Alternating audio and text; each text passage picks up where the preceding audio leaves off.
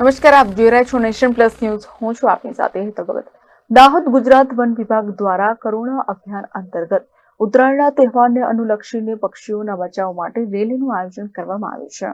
ઉત્તરાયણનો તહેવાર સમગ્ર ગુજરાતમાં હર્ષોલ્લાસ સાથે ઉજવવામાં આવે છે, જેમાં ચાલુ વર્ષ દરમિયાન કરુણા અભિયાન અંતર્ગત વન વિભાગ દ્વારા તારીખ 10 થી 20 જાન્યુઆરી દરમિયાન કાર્યરત રહેશે. આ દરમિયાન ઉત્તરાયણના તહેવારમાં પતંગ ઉડાડવામાં આવે છે, જેનાથી આસમાનમાં ઉડતા અબોલ પક્ષીઓ પતંગની દોરીમાં ફસાઈ જાય છે અને તેમાં પક્ષીઓને પોતાનો જીવ ગુમાવવાનો વારો આવે છે. જેને ધ્યાનમાં રાખીને આજે કરુણા અભિયાન અંતર્ગત વન વિભાગ દ્વારા એક રેલીનું આયોજન કરવામાં આવ્યું હતું, જેમાં દાહોદના ગરબાડા તેમજ દાહોદ તાલુકાના જંગલ ખાતાના કર્મચારીઓ, પ્રકૃતિ મિત્ર મંડળ, જીવદયા ગ્રુપ દાહોદ તેમજ સામાજિક આગેવાનોની ઉપસ્થિતિમાં પક્ષીઓને બચાવવા માટેની જાણકારી આપતા કરુણા ટોલ ફ્રી નંબરની માહિતી સાથે પોસ્ટર બેનર સાથે રેલી નીકાળવામાં આવી હતી. જે રેલી વન પરિક્ષેત્ર વિભાગની ઓફિસ બહારની સોસાયટીથી નીકાળવામાં આવી હતી.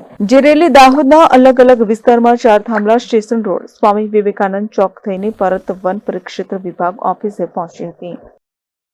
ઉત્તરાયણ તહેવાર સમગ્ર ગુજરાતમાં હર્ષોલ્લાસ સાથે ઉજવવામાં આવે છે.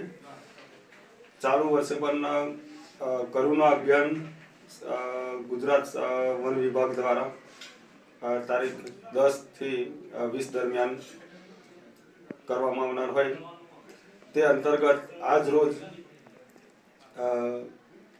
રેલીનું આયોજન કરવામાં આવેલ છે, જેમાં જે રેલી આજ રોજ દાહોદ શહેરના સ્ટેશન રોડ વિસ્તાર તેમજ અન્ય સોસાયટીમાં રહી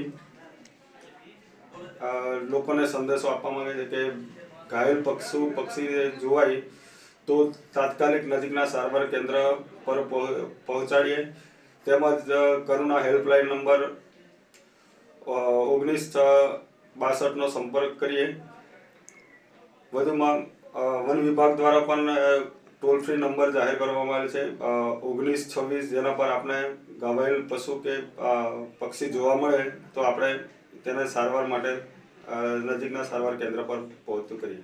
Shailesh Kumar Rathod, nation plus news, Dahod. સમાચારોના સતત અપડેટ મેળવવા માટે અમારી નેશન પ્લસ ન્યૂઝની યુટ્યુબ ચેનલને સબસ્ક્રાઇબ કરો, બેલ આઇકન દબાવો અને જોડાયેલા રહો ફેસબુક, ઇન્સ્ટાગ્રામ અને ટ્વિટર પર.